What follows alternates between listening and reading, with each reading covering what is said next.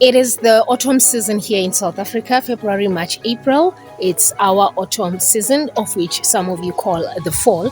And I'm going to actually show you the plants that I have put down for this season. Ideally, these are the plants that would mostly come to fruition around your winter months, which makes it ideal to actually have them on the ground so that you will be able to enjoy your hearty meals, the kind of home-like foods that you would likely enjoy around the winter season, your soups, your those yummy kind of foods. So I'm going to be actually going around here showing you the plants that I already have on the ground that are ideal to plant in the fall season, the autumn season. And also I just wanted to maybe just put in here that ideally when you are actually planting, don't just plant anything, plant the kind of plants that that you and your household enjoy having, so that you don't find yourself wasting time and money with plants that you actually end up not knowing what to do with. So without wasting any more of your time, we are going to actually just go around my vegetable patch and show you my autumn seedlings and seeds that I've already started on the ground. So yeah, let's get right into it. All right, first on my list is beans. Beans. And the nice thing about beans is that in your early, or rather your late summer, you can actually start putting your beans on the ground. They take on very well. I remember I actually had planted these late November. So these are actually ideal to also plant around February. However, even though I'm actually showing you the ones that we are already eating from now, I just need to bring your attention here to the ones that I actually just seeded on the ground a few days ago. Look at how beautiful they are, nicely sprouting. So the thing also about beans is that you can start them in trays, like with the stalks that you have already seen now, the ones that I planted a few months back. I actually started those in trays. However, these I seeded on the ground and they are just doing amazing. They are performing perfectly. I am not complaining, even though it's only just these three that are showing, and I think I have about 8 of them that I seeded here. But then, like I say, it has been like literally less than a week and already these guys are sprouting. And the second one on my list is peas. And I actually have peas and beans in the same socket. I have them in the same pocket here. My beans are going to be trellised up this trellis, and my peas, as you can see, there is that one and this one, and there is these two here that have already sprouted. And I think I also am anticipating more or less about 8 of them as well in this space. So yeah, I actually paired them together so that I would be able to use all of them. I'll use the same trellis. I don't have enough trellises to actually trellis both of them going up. So peas are the second one, and third on my list would be cabbage. And the nice thing about cabbage is that you can, at least here I have the one that says you can plant throughout the year. It's all year round. And I actually put these down around December as an experiment, because I actually wanted to check as to say how many can I compact in such a small patch. And for some reason they really look like they are really coming through and doing well. And also the amazing thing is that now since it's the autumn season, and they are like literally coming to fruition. As you can see, they are like literally now nicely bearing the bulbs themselves. As these ones grow, let me just show you. I actually seeded these ones here. We have cabbage that is being seeded here. I'll actually put up a clip that shows when I was seeding these. So this also helps me when it comes to succession planting. So by the time these come up, we would actually be eating from those. So that is another way you can actually just make it a point that you have a continuous harvest when it comes to your fruits, veggies, whatever you call it, right? Then fourth on my list is easy to plant, easy to grow, as long as you just make sure that now and then you really keep them shaded. It's the lettuce. I have here on these two patches, these are my lettuce, and what has happened here is I actually have four types of lettuce in one patch. So there's basically a variety of about 8 different lettuce that I have put down here. Reason being, the one I had previously, I actually had 3 types, and we didn't really like them that much. Hence I said when I actually started my video that just make it a point that what you put on the ground is stuff that your household enjoys, so that it actually becomes very easy for you to plant things that you would be able to utilize. So as you can see, I have these 6 here, which is one variety. Let's just see who this is. This is the little gem lettuce. I'm not sure if you can see it, but I can. Then we have another one here, which is the Great Lakes. And then we have this beautiful maroonish purple color, which is the Myra lettuce. We quite enjoy this, and it's quite beautiful in your salads as well. It adds that beautiful color to your salad dishes. And here we have the commander we enjoy. We have been having a lot of it. Then on this patch, for some reason it's been a while now, here as you can see, it's quite empty.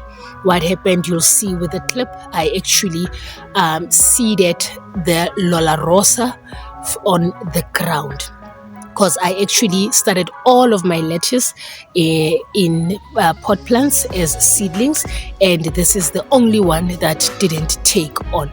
And chances are, even though it is autumn now, it is still quite hot. It's just today, this late afternoon, it's nice and cool. However, almost on a daily basis, it's super freaking hot. So I don't know, I think it's not really liking the hotness. But then I seeded the Lola Rosa to just see what comes of it when I actually started on the ground. But then other than it, the other 7 variety I actually started in the lab. We call it the lab, whereby I had them in pot plants. So we have like literally gazillions of lettuce to last us a lifetime, different varieties, and I am super chuffed about that. Just after that, number 5 on my list would be the spinach. This is I call it Bigfoot, and I'm going to correct myself. It's actually not Bigfoot. It is, oh well, I didn't write it here, but then it's along those lines. I'll actually just insert the name for it. But then I've had this lettuce. I've had this spinach for a couple of months now. We are still eating from it. But then what I have done is, let me just give you an example. For instance, if I see that it has now come to the end of its shelf life, I would just literally just take this out and put in another seed, and as these are growing, the other seeds are starting to sprout. It's actually what I did here. I just put one here a couple of days ago and another one there, and as you can see, this I actually put about a few weeks back with that one as well. So even though there is these ones that are growing beautifully, there is these ones that are really starting to grow. So also this is some form of succession planting when it comes to it, and just making sure that I utilize the space. I had some also seeded here, so as and when I'm taking out the other ones are growing. And another type of the spinach, which we call it spinach here in South Africa, but then it's the Swiss chard. I have the Swiss chard here, and as you can see, that is the let's just call it Bigfoot spinach. That is my Bigfoot spinach there, and this is the Swiss chard, of which it's also a form of spinach that also I actually added a row for the autumn now. So as we're busy eating from this, as you can see, they're nicely cut. I come in here and just do my thing as and when I feel like we need spinach, and voila. And yeah, so that would be spinach, which is number 5 on my list. Then moving along, let's see, we have kale. I put down kale some time back.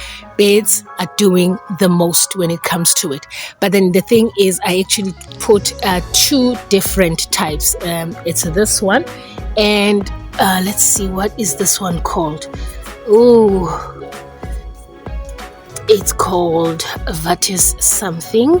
And this other one, let's just see what this one is called. Please tell me I did right what it's called, because I mean, kale is kale. Oh, this one is the chaumela, right? So the chaumela, for some reason, birds are just in love with it. As you can see, they are just doing the most, and I'm really not that fussy when it comes to them chowing some of the stuff in the garden, provided they don't make a mess or a disaster of it, of which we can actually say clearly this is a disaster. However, like I said, I'm not that much worried, because immediately they start eating from this, I have more growing on the ground here. So there is a nice sharing relationship that is happening between me and God's kingdom. And another thing that I've noticed is they are not too keen on this one, so I'm quite happy. I just took out one a few days back. Amazing, it tastes delicious. There is another one coming through here, as you can see, and what I've done is I've actually added more here. So even though I just recently planted more of the kale, we have kale that is doing awesome in the space. And just next to my kale is the broccoli, of which also it is a favorite when it comes to the birds. They just enjoy the broccoli. But then, like with the kale, I'm not that much fizzled, because when they start growing, there is such an abundance of it that you don't really mind that much sharing it with the birds, because they would come and pick from the leaves that are protruding, that are on top, and I get to get the ones that are hidden below. And as you can see, there is still more coming through. And here I just added another row for the autumn planting. So that would be number 7 on my list, which is the broccoli. And I've had so much success when it comes to the beetroot. Yes, I'll link one of the videos where I was harvesting my beetroot not so long ago, I think about a month or 2 ago. And I've actually seeded more beetroot here. As you can see, we have beetroot, and to my amazement, look, beetroot is showing up and showing off. This is beetroot. The difference, how you would see which one is beetroot here, is the stem is red. Let's just find one that is just next to me. There we are.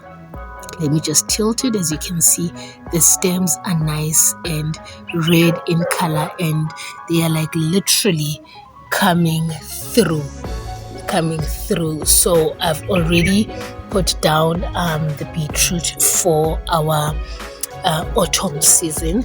As you can see here, there is a nice row of beetroot. Here's another nice row of beetroot. This is another one that is coming through, another one. So frankly, it looks like all the rows that I've actually planted are coming up, and they are nicely doing their thing. So that is number 8. And then I added on my list celery, of which I normally plant around this time. And as you can see, it is also starting to show up.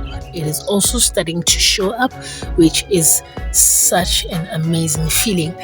The nice thing about celery is it just goes very well when it comes to soups. Just love it for that. It's the celery, which is number 9 on my list, and the leek, which is number 10 on my list. And I haven't seen much of it. Actually, it looks like, there we are. I'm a little bit far. I don't know if you can see. Okay, here's one just next to me here. Here is our leek coming through. Let's see. Besides this one, it's coming through here. Oh, gosh, when the camera is not doing justice. But then it is really starting to come through. Don't mind the weeds. Once you get the hang of it, you start seeing what is weeds. These are weeds. But then this is my leek. It is coming through. So it looks like really it's starting to come through. And leek as well, it's super amazing when you add it to your soups. So leek would be number 10 on my list.